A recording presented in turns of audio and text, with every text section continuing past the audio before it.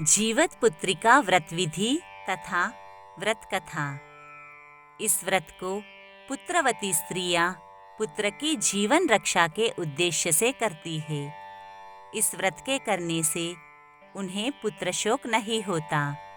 इस व्रत का स्त्री समाज में बड़ा महत्व तथा सम्मान है। इस व्रत को स्त्रियां निर्जल रहकर करती है। 24 घंटे के उपवास के बाद ही व्रत का पारण करती है। आश्विन मास की कृष्ण पक्ष की अष्टमी को जीवत पुत्री का व्रत रखा जाता है। सप्तमी के दिन उड़द की दाल भिगोई जाती है। कुछ लोग उसमें गेहूं भी मिला देते हैं।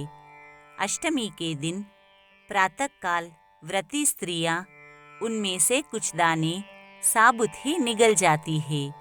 इसके बाद ना कुछ खाती है और ना ही कुछ पीती है।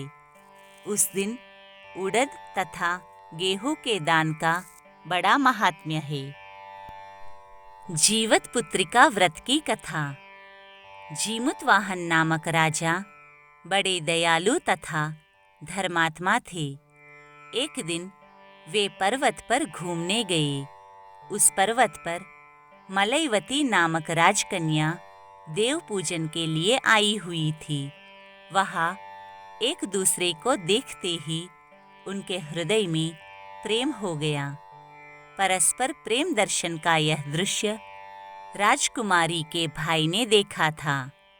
देव पूजन के बाद राजकुमारी अपने भाई के साथ लौट गई। तत्पश्चात जीमुतवाहन राजा उस पर्वत पर भ्रमण कर रहे थे। उस वक्त उन्हें अचानक से किसी के रोने की आवाज सुनाई दी।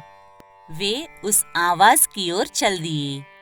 थोड़ी दूर जाकर उन्होंने देखा कि शंखचूड़ सांप की मां रो रही है।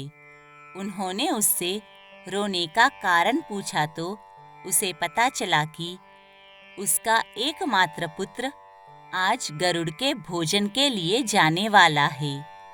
जीमुतवाहन राजा का हृदय द्रवित हो गया। वे स्वयं गरुड़ के भोजन के लिए नियत स्थान पर जाकर लेट गए। नियत समय पर आकर गरुड़ ने जीमुतवाहन पर चोंच से प्रहार किया, किंतु वे शांत भाव से पड़े रहे, हिले नहीं। चोंच में जब सांप का स्पर्श न हुआ तो उसने नीचे देखा, जिससे गरुड़ को आश्चर्य हुआ।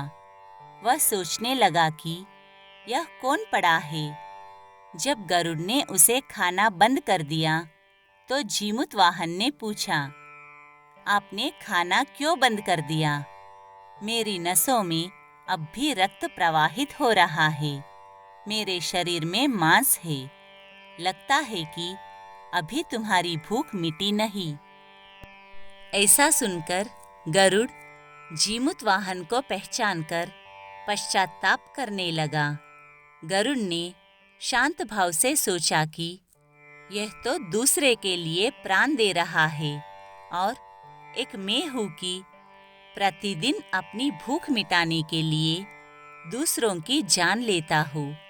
इस प्रकार अनुपात करते हुए गरुड़ ने अपने कलंकित रूप के दर्शन किए। गरुड़ ने अपने पापों का प्रायश्चित कर राजा से वर मांगने को कहा। राजा ने कहा, आज तक आपने जितने सांप मारे हैं उन सबको जीवित करके भविष्य में सांप न खाने की प्रतिज्ञा कीजिए। तब गरुड़ ने तथास्तु कहकर अपना धर्म निभाया।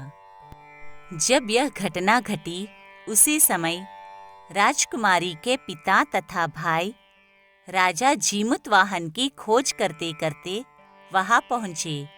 उन्होंने राजकन्या का विवाह उनसे कर दिया। उस दिन आश्विन कृष्णाष्टमी थी। जीवत पुत्रिका व्रत की दूसरी कथा। महाभारत के युद्ध के पश्चात पांडवों की अनुपस्थिति में कृतवर्मा तथा कृपाचार्य के साथ अश्वत्थामा ने शिविर में प्रवेश करके सैनिकों को मार डाला। अश्वत्थामा ने सोए हुए द्रौपदी पुत्रों को पांडव समझा और उनके सिर काट लिए। दूसरे दिन अर्जुन ने केशव को सारथी बनाकर अश्वत्थामा का पीछा किया और उसे बंदी बनाया। धर्मराज युधिष्ठिर के आदेश तथा श्री कृष्ण के परामर्श से सिर की मणि लेकर तथा केश मूंडकर गुरुपुत्र को बंधन से छुड़ा दिया।